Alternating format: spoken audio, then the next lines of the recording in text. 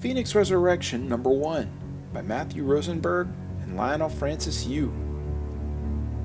Two kids enjoy a bike ride when they happen upon a red-headed girl bleeding in the street. When they approach, she rises and speaks backwards. Later, another girl walks up and asks if they want to play frisbee. She throws a pigeon into the air, and it's transformed into the girl, now in white, and the kids run away. 2 hours later, the X-Men are on the scene. The apprehensive local sheriff explains the situation. Two children were found bleeding and floating a few inches off the ground. Armed with this info, the entire extended team gathers for a briefing at the Xavier Institute. Beast does his best to explain the events to everyone, and though nobody understands it, it was enough to put Rachel in the hospital again, apparently.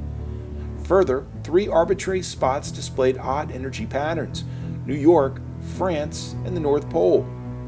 Kitty tells them that 3 teams will be formed to continue the investigation. The gold team, mostly anyway, goes to the old Hellfire Club. Blue team heads for France, and mostly Weapon X-based members head for the Arctic. In the old mansion, they tread carefully when Nightcrawler realizes they have company.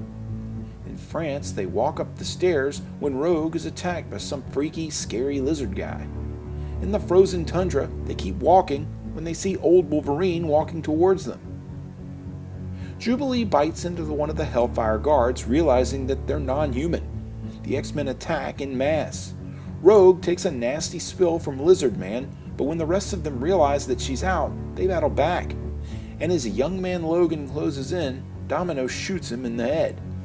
It doesn't faze him much, as he gets back up and he claws Sabretooth in the neck.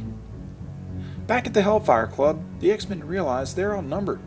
They move to retreat but realize the door is gone. Colossus lowers his shoulder and bursts through the wall. In France, Lizard Man evades their attacks. Eventually, it has young Hank McCoy in a bad spot, but Rogue punches it out.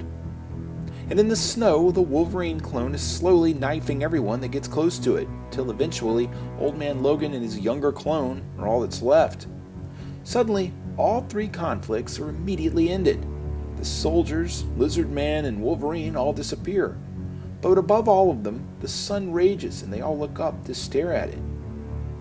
Elsewhere at an indescript diner, 2 waitresses stare into the sky. Jean doesn't seem to think much of it, but Gladys describes to their boss as what it looks like as a bird in the sun. Jean shuffles over to take Mr. Cassidy, aka Banshee's order, and later walks home.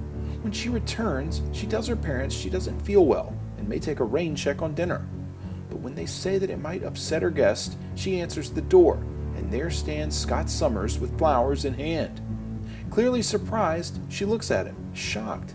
But what happens next will have to wait, as this issue is left to be continued. Immediately after this issue, there's a letter Matthew Rosenberg penned about how he never got a chance to mourn Jean Grey, and when he approached Marvel execs about a way to clear up Marvel Girl's return, they agreed to let him do it. The problem is that I don't know what reality Jean is in at the moment. Is this a version of her that didn't know Scott initially? Is the girl at the beginning her from some other reality? What connection does her future daughter Rachel have to it? It's poorly explained, but like many first issues, the series deserves time to develop. I'm in, and if we finally started down the path for the original Jean Grey to return, I couldn't be happier. I give this one an 8 out of 10. If you like this video, there's hundreds more like it, spanning several current and classic story arcs. Check out my other video playlists for even more awesome comic book action. This video is also accompanied by my blog at nerdiestkidyouknow.com. You can also follow links to my Facebook or Twitter pages, as well as a link to this very issue for sale on my eBay page by clicking below. For the Nerdiest Kid You Know, I'm Sam Torito. Thanks for watching.